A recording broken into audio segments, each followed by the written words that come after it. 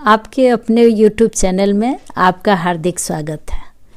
हम लोग पिछले वीडियो में संसाधन एवं उपयोग, भूमि संसाधन, मृदा संसाधन की विस्तृत जानकारी ले चुके हैं। आज हम लोग इस वीडियो के माध्यम से जल संसाधन के बारे में जानकारी हासिल करेंगे। जल के बारे में जानने के तहत हम लोग जानेंगे जल का उपयोग एवं महत्व, जल के स्रोत, जल का वितरण, जल दुर्लभता या जल संकट। तो आइए हम लोग पहले जानें जल का उपयोग एवं महत्व। जल के बारे में ऐसा कहा जाता है कि जल ही जीवन है। वास्तव में जल के बिना हमारा काम चलना मुश्किल है। हमारे जीवन में जल के उपयोग की सूची काफ़ी लंबी है। पेयजल हो, घरेलू कार्य के लिए जल की उपयोगिता हो, सिंचाई के लिए हो, उद्योग, कृषि, वानिकी, जल क्रीड़ा, सभी कार्यों हेतु जल अत्यंत आवश्यक है।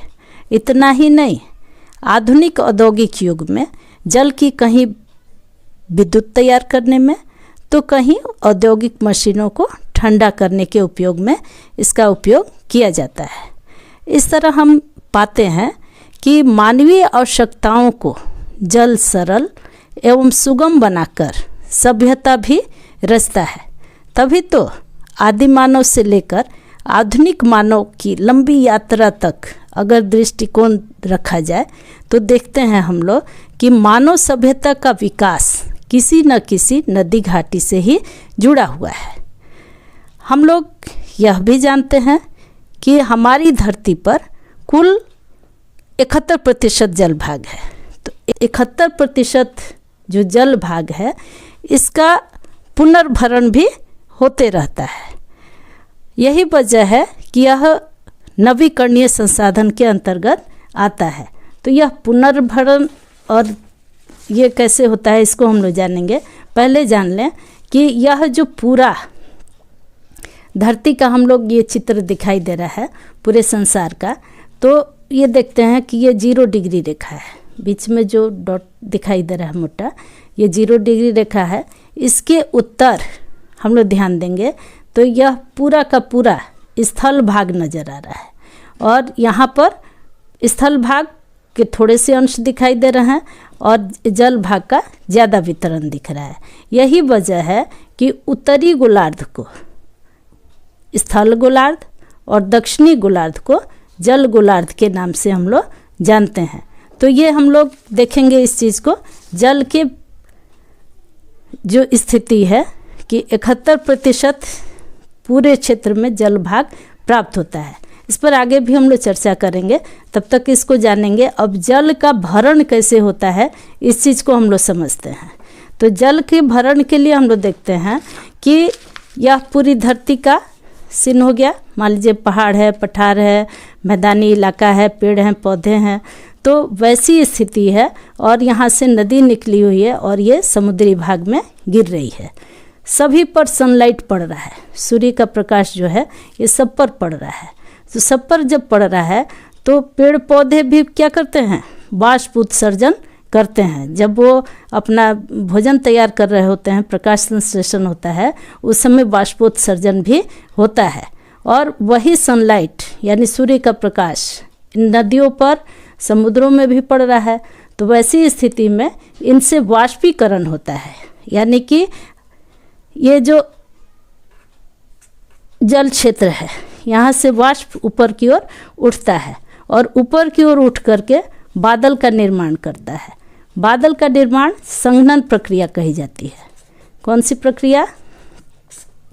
संघनन के तहत बादल का निर्माण हुआ और यही बादल आगे जब ये काफ़ी भारी हो जाते हैं तो ये वर्षा कर देते हैं।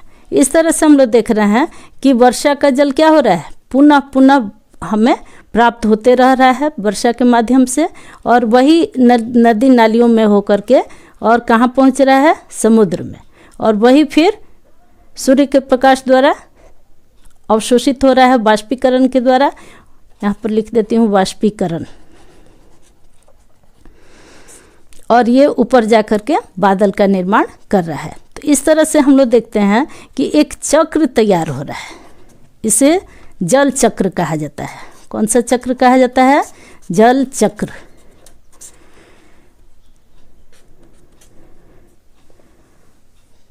फिर से समझ लें इसको। सनलाइट के द्वारा क्या होता है कि जितने भी जल भाग हैं इस पर वाष्पीकरण की क्रिया होती है, और वाष्पीकरण होकर के वायुमंडल में जाकर के बादल का निर्माण होता है, संघनन से इकट्ठा हो जाते हैं और वो संघनित होकर के क्या करते हैं? बादल बारिश कर देते हैं, और यही बारिश पुनः नदी नालियों द्वारा कहाँ पहुँच जाता है? समुद्रों में। तो ये एक चक्रण चलता है, जिसकी वजह से पानी को कहा गया है, जल को, कि यह कैसा जल है? तो ये नवीकरणीय है। नवीकरणीय यानी जिसका नवीनीकरण होता रहे, पुनर्भरण होता रहे, वैसे को कहा जाता है नवीकरणीय। जल की उपलब्धता के कारण ही पृथ्वी को पूरे ग्रहों में नीला ग्रह के नाम से जाना जाता है। किस ग्रह के नाम से जाना जाता है? नीला ग्रह। तो इस नीले ग्रह पर अगर हम लोग देखें कि जल के स्रोत, यहाँ पर उपयोग एवं महत्व को अभी हम लोग जाने, अब जानेंगे जल के स्रोत को। तो जल के स्रोत में हम लोग पाते हैं कि धरती पर किस किस तरह से जल प्राप्त हो सकते हैं। तो जल के स्रोत यानी जल के माध्यम कहाँ कहाँ से ये हमको प्राप्त होते हैं। तो पहला हो जाता है स्थलीय जल। स्थलीय जल। दूसरा होता है महासागरीय जल। महासागरीय जल। और तीसरा हो जाता है वायुमंडलीय जल। वायुमंडलीय जल। स्थलीय जल, महासागरीय जल और वायुमंडलीय जल। स्थलीय जल क्या है? स्थल पर प्राप्त होने वाला जल। तो स्थल पर किस किस रूप में प्राप्त होता है? तो यह भी दो प्रकार से प्राप्त होता है। पहला हो जाता है भूपृष्ठीय जल। भूपृष्ठीय जल, जिसे कहा जाता है सतही जल। सतही जल। तो भूपृष्ठीय या सतही जल एक ही हुआ। और उसके बाद दूसरा हो जाता है भूमिगत जल। भूमिगत जल या भौम जल।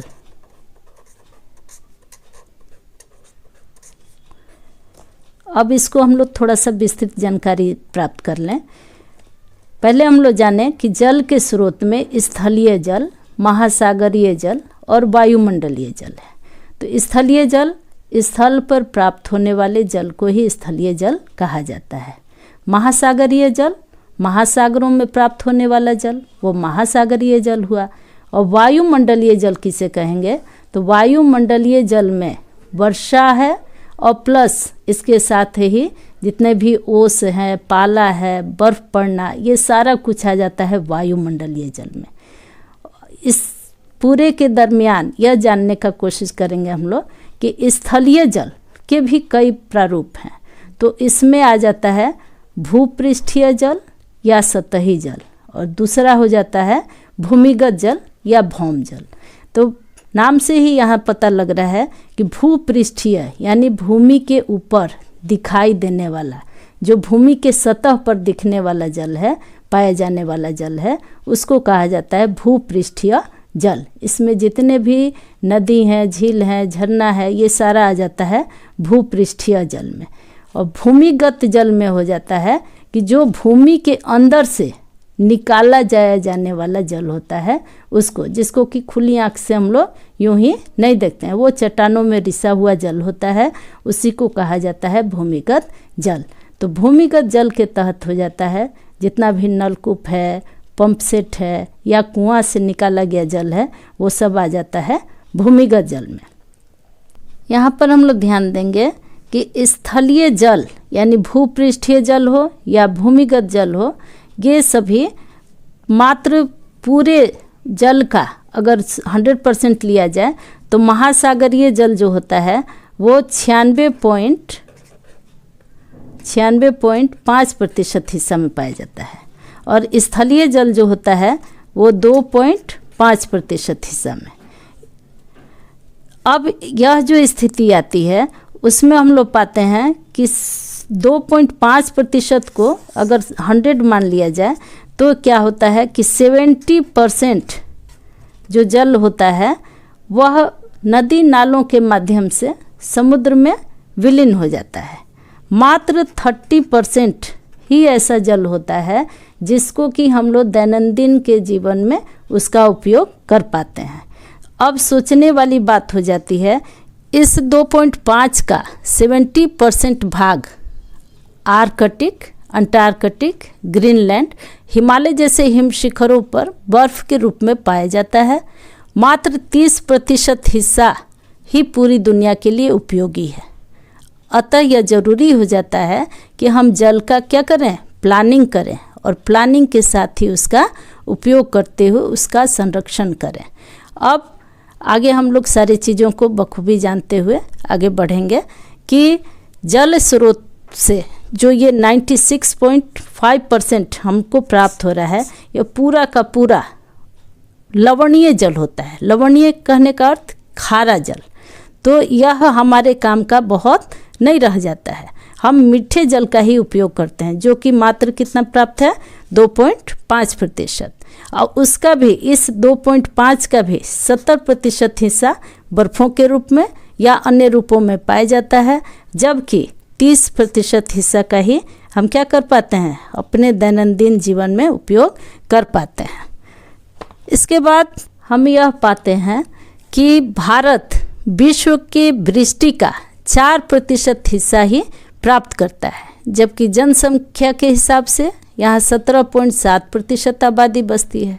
अब यही कारण है कि प्रति व्यक्ति जल उपलब्धता पर ध्यान दिया जाए तो यह विश्व में 133वां स्थान रखता है। अब कितना आश्चर्य का बात है कि यहाँ पर जितनी जनसंख्या पाई जाती है उतने के मुताबिक जल का अथाह भंडार होते हुए भी जल जो है वो पर हेड उपलब्धता के हिसाब से बहुत ही कम पड़ता है। जल के स्रोत की प्राप्ति के बाद जल के स्रोत को ही भारत के संदर्भ में हम लोग जानेंगे कि भारत में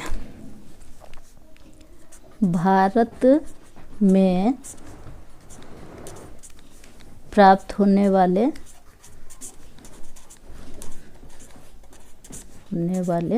जल स्रोत।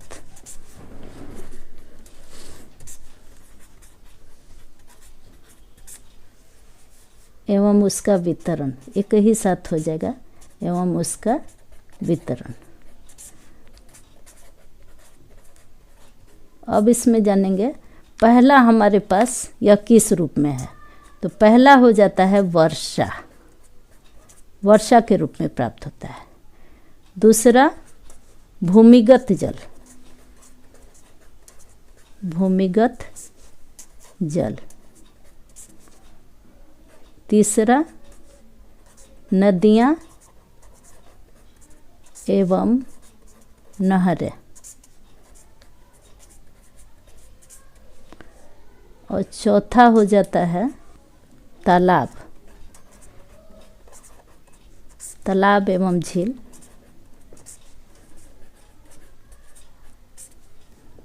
पांचवा है ग्लेशियर।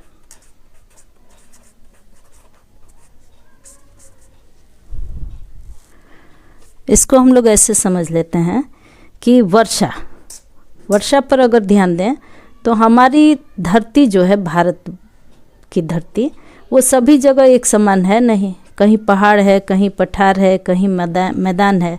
तो इन सब भू आकृति की वजह से सभी जगह वर्षा जो है वो एक समान नहीं होती है।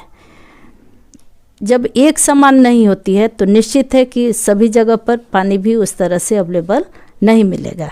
तो वैसी स्थिति में हम लोग देखते हैं कि वर्ष भर जहाँ औसतन 100 सेंटीमीटर से अधिक वर्षा होती है, वैसे क्षेत्र में हम क्या करते हैं, हमको पानी की ज़रूरत बहुत अधिक नहीं होती है, लेकिन इससे कम वर्षा वाले क्षेत्र में उत्पादन अधिक करने के लिए हमको क्या करना पड़ता है कि अन्य स्रोत से अब इसकी आपूर्ति करनी पड़ती है। केरल और असम वाला क्षेत्र जो है वहाँ पर चूँकि वर्ष में कई बार वर्षा होती रहती है वर्ष में, तो वहाँ इसकी ज़रूरत नहीं पड़ती है कि हम क्या करें, किसी भी तरह से वहाँ पर संयोजित करें जल को। अब है नेक्स्ट भूमिगत जल। इसमें क्या होता है कि कुआं खोद करके पानी को निकाला जाता है या झरनों से प्राप्त किया जाता है। वैसे में जहाँ वर्षा कम होती है उन क्षेत्रों में अगर हम लोग कुआं खोद लेते हैं तो उसमें पानी काम के योग्य नहीं होता है, वो लवणीय में निकलता है। लेकिन जहाँ बारिश होते रहती है, जैसे उत्तरी भारत को देखा जाए तो उत्तरी भारत हो गया, वहाँ पर भूमिगत जल जो प्राप्त होता है वो काफ़ी अच्छा होता है और उससे हम लोग घरेलू उपयोग में भी कार्य लाते हैं और सिंचाई के काम में भी उसका उपयोग करते हैं। करीब करीब 37% हिस्सा जो है वो भूमिगत जल से ही प्राप्त होता है। और मात्र अगर ध्यान देंगे तो उत्तरी मैदान में पूरा हिस्सा जो है वो 42% हिस्सा पूरे उत्तरी मैदान में ही प्राप्त होता है भूमिगत जल का, जिसमें से 19% हिस्सा उत्तर प्रदेश अकेले ये नलकूप और कुओं द्वारा निकलता है। इस तरह से ये भूमिगत जल जो है वो पेयजल के रूप में या सिंचाई के रूप में दोनों ही तरह से यह काफ़ी प्रभावी होता है, कारगर होता है। तीसरा आ जाते हैं हम लोग नदियाँ एवं नहरें। तो नदियाँ जितनी भी हैं वो दो ही तरह से भारत में निकली हुई हैं, एक तो हिमालय पर्वतीय क्षेत्र से और दूसरा पठारी क्षेत्र से। तो हिमालय पर्वतीय क्षेत्र वाली नदियाँ जो हैं वो सदा नीरा हैं और जो दक्षिण भारत की नदियाँ हैं वो वर्षा आधारित हैं। तो इस तरह से इन नदियों से कुछ नहरें भी निकाली गई हैं। तो नहरें और नदियाँ दोनों मिलकर के सिंचित क्षेत्रों को वो पूरे का पूरा जो नदी है वो करीब 1869 अरब घन मीटर जल लिए हुए है, लेकिन उसमें से 690 का ही हम लोग क्या कर पाते हैं, उपयोग कर पाते हैं। यानी 690 अरब घन मीटर को ही हम लोग अपने जीवन में उपयोग कर पाते हैं। इस पर बहुत ज़्यादा ध्यान देने योग्य है कि ये जो नदियां हैं वो हमारे लिए इतनी अधिक जल राशि लेकर के चलती हैं, लेकिन उसमें से मात्र 690 घन मीटर का ही हम लोग क्या कर पाते हैं, अपने जीवन में उपयोग कर पाते हैं। नेक्स्ट है तालाब एवं झील। तालाब और झील जो है वो पठारी क्षेत्रों में प्राप्त होने वाले ये तालाब होते हैं या झील। तो पठारी क्षेत्र में इससे बहुत अधिक कार्य में इसको लाया जाता है, खेतों की सिंचाई में या अन्य कार्यों में भी इसका उपयोग किया जाता है।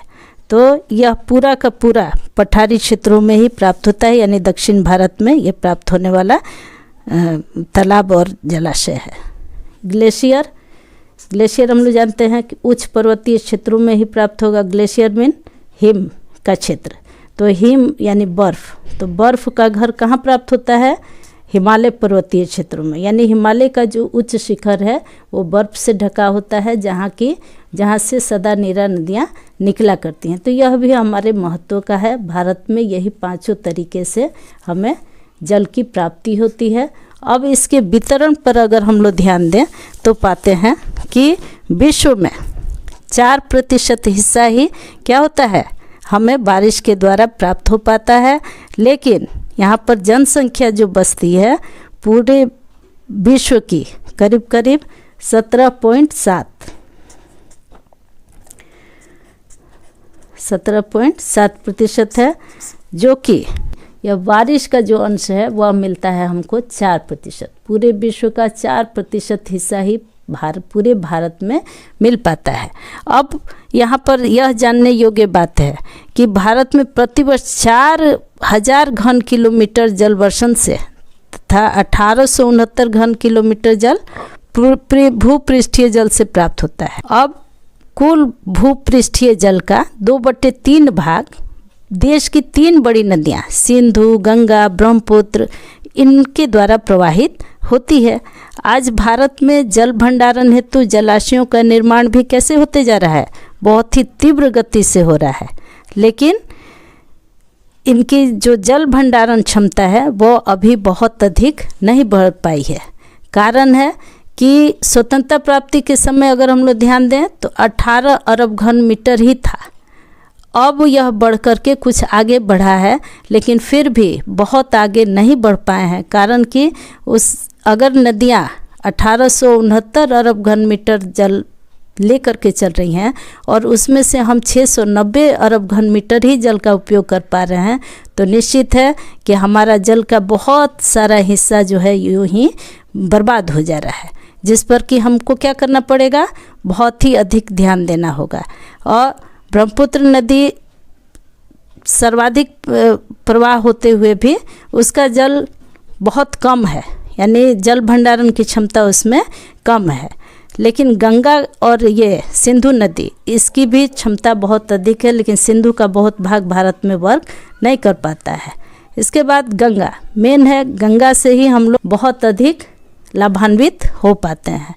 अगर उस दृष्टिकोण से भंडारण करने की क्षमता के दृष्टिकोण से देखा जाए तो ताप्ती नदी पर अगर हम लोग ध्यान दें तो यह भारत में सबसे प्रथम स्थान पर जाती है। काहे से कि इसमें जो जल भंडारण करने की क्षमता है वो 97% है। कितना प्रतिशत है? 97%। अगर हम लोग बुद्धिमत्तापूर्वक पूरे जल भाग का उपयोग करेंगे तो पूरे लाइफ टाइम हमको जल की कभी भी कमी महसूस नहीं होगी। इतना सब कुछ होते हुए बहुत ही आश्चर्य की बात है बच्चों कि दुनिया का 2/3 भाग जल भाग है, और न तो और जल एक नवीकरणीय संसाधन है। फिर भी ऐसा अनुमान किया गया है कि 2025 में भारत समेत कई देश जल की दुर्लभता का सामना करेंगे। अब ये जल दुर्लभता क्या होता है? तो जल दुर्लभता या जल संकट एक ही चीज़ है।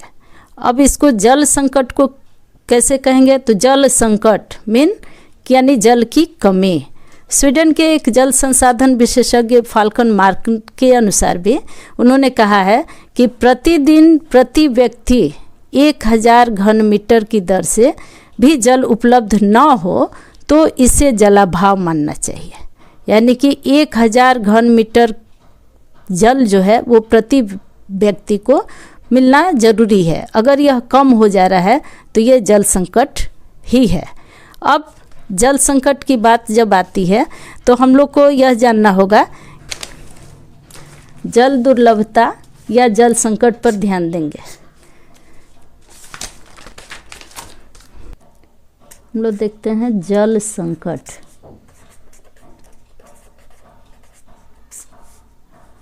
अब जल संकट जो है ये कैसे आता है, इस पर हम लोग ध्यान दें तो पहला हम लोग पाएंगे जल का अतिशोषण। यानी कि जितना जल चाहिए उससे अत्यधिक हम क्या करने लगते हैं, उसका उपयोग करने लगते हैं। जल का अतिशोषण या अति उपयोग। हमें चाहिए 1 बाल्टी से स्नान कर लें या 2 बाल्टी से, हम झरना के नीचे खड़े हो जाएंगे और जल का क्या करेंगे, अति उपयोग करते हुए उसको विनाश करते जाएंगे। तो जिस जल की ज़रूरत अन्य जगहों पर पूरी की जा सकती थी उसका हमने क्या किया, अति शोषण कर डाला और उसका अति उपयोग करते हुए उसको हम एक संकट के कगार पर ला देते हैं। दूसरा हो जाता है जल का असमान वितरण। जल का असमान वितरण, इस पर ध्यान देंगे अगर कि जल का असमान वितरण कैसे, तो हमारी जो धरती है वो सभी जगह एक समान नहीं है। कहीं पर पहाड़, कहीं पठार, कहीं मैदान, कहीं पर कठोर भूमि, कहीं पर नरम भूमि।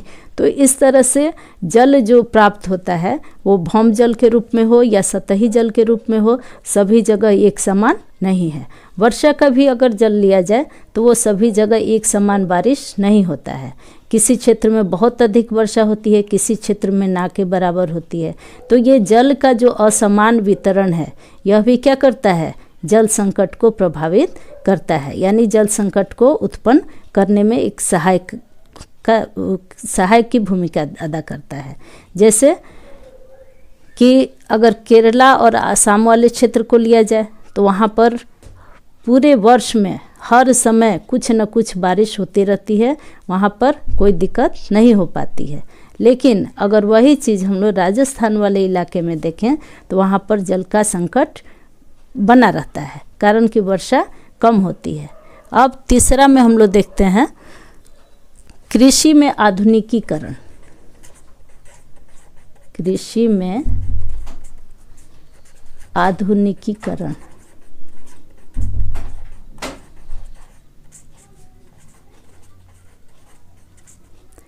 अब कृषि में आधुनिकीकरण का अर्थ क्या है, यानी कि खेती जो हो रही है उसमें जिस एरिया में जो खेती होनी चाहिए वहाँ तो ठीक है, लेकिन जिस क्षेत्र में नहीं भी होनी चाहिए वहाँ भी उस उपज को उपजा करके हम लोग उसमें जल का विशेष दोहन कर डाल रहे हैं, जिसकी वजह से क्या हो रहा है कि यह कृषि में जो आधुनिकीकरण है यह जल संकट को पैदा करने में काफ़ी भूमिका अदा कर रहा है। नेक्स्ट है नगरीकरण।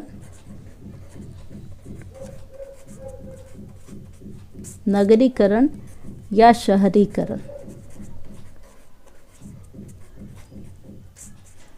नगरीकरण या शहरीकरण होने से क्या होता है कि पूरे भूभाग में हम मकान जो बनाते हैं वो पक्का बनाते हैं, हमारी सड़कें गलियां भी पक्की होती हैं, जिसकी वजह से बारिश का जल हो या अन्य तरह से जाने वाला जो भूमि के अंदर जल होता है वह ना के बराबर हो जाता है, क्योंकि वो पथरीला हो जाता है ऊपर का क्षेत्र, तो भूमि को अंदर वह सोख नहीं पाता है जल को, और जिसकी वजह से नगरीकरण और शहरीकरण भी जल संकट के यह एक बहुत बड़ा कारण बन रहा है।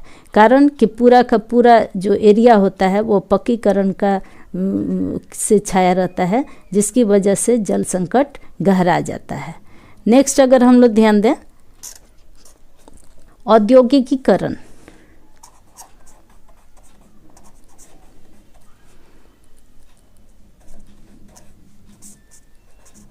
औद्योगिकरण। औद्योगिकरण कैसे अब इसमें सहायता देता है, तो उद्योग धंधों में, एक तो उद्योग धंधा को चलाने में भी बिजली की आवश्यकता होती है। 22% हिस्सा पन बिजली से तैयार होता है, यानी पानी के द्वारा।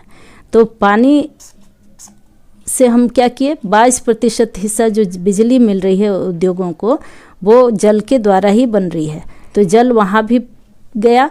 और दूसरा यह कि इन मशीनों को ठंडा करने के लिए भी जल की उपलब्धता चाहिए होती है। कोई कोई ऐसे उद्योग होते हैं जिनमें जल का विशेष महत्व होता है, तो इस तरह से जल जो होता है वो जल बहुत अधिक औद्योगिकीकरण के वजह से भी क्या हो जा रहा है, उसमें खिंचा जा रहा है, जिसकी वजह से उस क्षेत्र में जल का संकट तैयार हो जाता है। आगे हम लोग ध्यान देंगे कि बढ़ती जनसंख्या।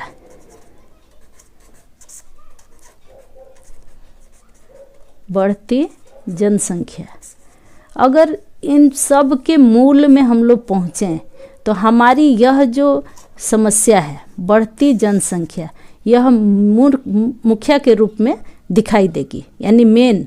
अब मुख्य रूप से यह बढ़ती जनसंख्या जो है इसकी बढ़ती हुई आवश्यकताएं होंगी, तो बढ़ती आवश्यकताएं क्या करेंगी, विकास की ओर कदम बढ़ाएंगी। विकास की ओर कदम बढ़ेगा तो नगरीकरण होगा, शहरीकरण होगा, कृषि में आधुनिकीकरण होगा, और जल का अति शोषण हम करेंगे, उसका अति उपयोग करेंगे। तो यह बढ़ती जनसंख्या जो है यह हर चीज़ का मूल है, यानी इस जल संकट का मूल है। इस पर हमको ध्यान देना होगा कि जिस तरह से हमारी जनसंख्या बढ़ रही है उस पर क्या हो, कुछ कमी आए।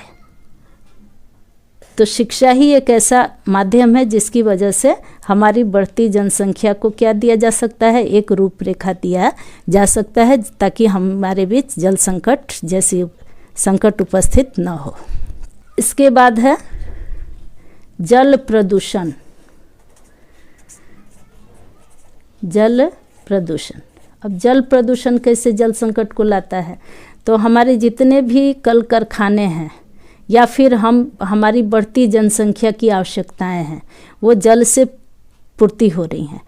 अब जितने भी उद्योग धंधे हैं उनके जल को, मल को हम क्या करते हैं, नदी नालों में गिरा देते हैं, जिसकी वजह से जल प्रदूषण बढ़ता है।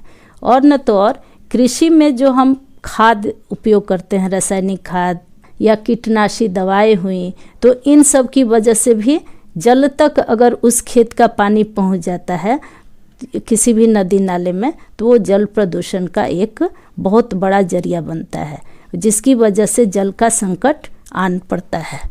नेक्स्ट है जल की खराब गुणवत्ता। जल की खराब गुणवत्ता।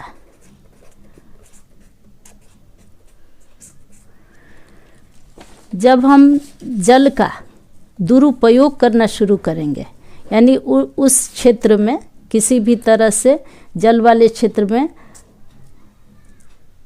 रासायनिक खाद का प्रयोग कर दिए, कीटनाशी दवा का प्रयोग कर दिए, उद्योगों से निकले हुए जितने भी अपवर्जक हैं उनको डाल दिए, तो इस तरह से क्या होता है कि हमारा भौम जल को भी खतरा और जितना भी सतही जल है उनको भी खतरा होता है। और जल की गुणवत्ता जो होती है वो खराब हो जाती है, वो या तो क्षारीय हो जाता है या फिर अम्लीय हो जाता है। तो जल दोनों ही अवस्थाओं में हमारे लिए लाभकर नहीं होता है। यही वजह होता है कि जल संकट की ओर हम लोग दिन प्रतिदिन बढ़ते जा रहे हैं। अगर हम लोग ध्यान दें तो स्वतंत्रता प्राप्ति के बाद 1951 में 5177 घन मीटर 5177 घन मीटर प्रति व्यक्ति जल उपलब्ध था, जो 2001 में जाकर के ये 1829 हो गया।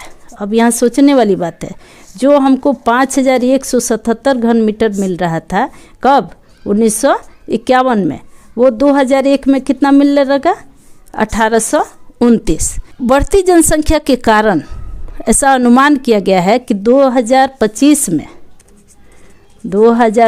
में यही चीज़ आते आते हमको मात्र मिलेगा 1342। अब यह जो स्थिति है वो क्या है, उस संकट की ओर हमको ढकेल रही है। तो इस संकट की ओर न जा कर के हम क्या कर सकते हैं, इस पर इसका प्लानिंग कर सकते हैं कि इसका हम कैसे संरक्षण करें। तो अगले पाठ में हम लोग जल संरक्षण को जानेंगे। हम लोग जाने आज कि जल का उपयोग एवं महत्व, जल के स्रोत, जल का वितरण, दुर्लभता या जल संकट, इन सब को हम लोग बखूबी समझ लिए हैं। अब अगले वीडियो में हम लोग जानेंगे जल संरक्षण। तब तक के लिए मन लगा करके आप अध्ययनरत रहें। जय हिंद।